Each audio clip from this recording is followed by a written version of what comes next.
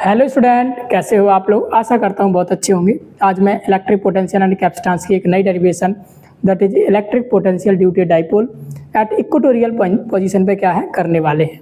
तो शुरू करते हैं। आज की डेरिवेशन क्या है, इसको कैसे हम एग्जाम में सॉल्व करेंगे, तो इसके बारे में हम क्या करने वाले हैं, चर्चा करने वाले हैं। तो क्या लिखा, electric potential due to dipole at axial नहीं, कौन सी पोजीशन है, that will be your equatorial position.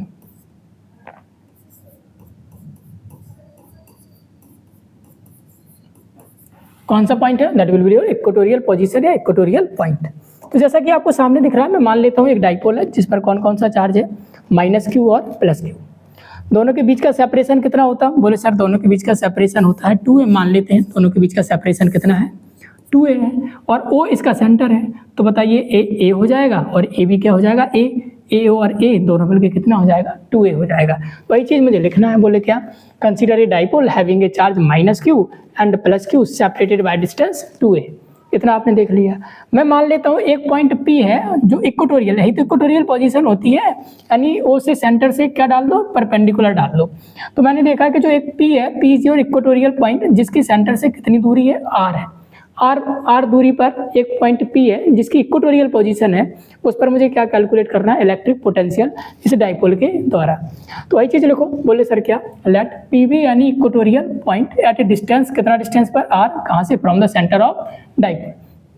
तो जैसा कि आपको पता है कि अगर मुझे किसी भी पॉइंट पर पोटेंशियल निकालना है, क्योंकि पोटेंशियल एक कौन सी क्वांटिटी है, स्केलर क्वांटिटी है, तो मैं क्या करूँगा, जितने भी चार्ज हैं उन चार्जों के द्वारा सेपरेटली जो भी पोटेंशियल लग रहा हो उनको मैं क्या कर दूंगा, ऐड कर दूंगा।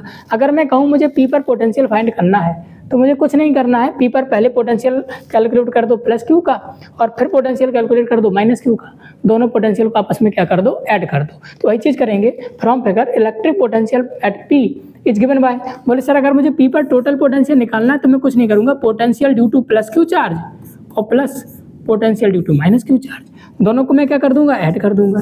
अगर यहाँ पर देखो +q चार्ज एक पॉइंट चार्ज है, -q भी एक पॉइंट चार्ज है, और मुझे पता है कि potential due two point charge कितना होता है, बोले sir k into Q upon distance. Distance में r मान के चलता हूँ, जनरली माना जाता है, लेकिन यहाँ अपना डिस्टेंस अलग हो जाएगा, r² + a² हो जाएगा। अगर मुझे potential due to +q charge के द्वारा देखना है तो क्या होगा, बोले सर k चार्ज कितना है, बोले सर q अपॉन में डिस्टेंस कितना है, बोले सर √r² +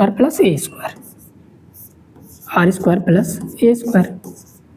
अगर मुझे potential due to -q charge के द्वारा निकालना है तो मैंने क्या बोला था, potential due to positive charge is always positive and potential due to negative charge is negative. तो मतलब अगर नेगेटिव चार्ज के द्वारा पोटेंशियल निकालना है तो एक बात तो क्लियर है, ये पोटेंशियल कैसा होगा, नेगेटिव, और वैल्यू क्या होती है, बोले सर k इंटू क्यू। अच्छा, इसका डिस्टेंस कितना है नेगेटिव से भी डिस्टेंस कितना है, √r² + a²।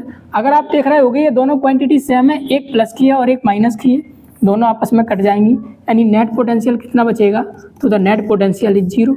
तो नेट पोटेंशियल कितना आ जाएगा, 0 आ जाएगा। तो what is the net potential due to a dipole at an equatorial position.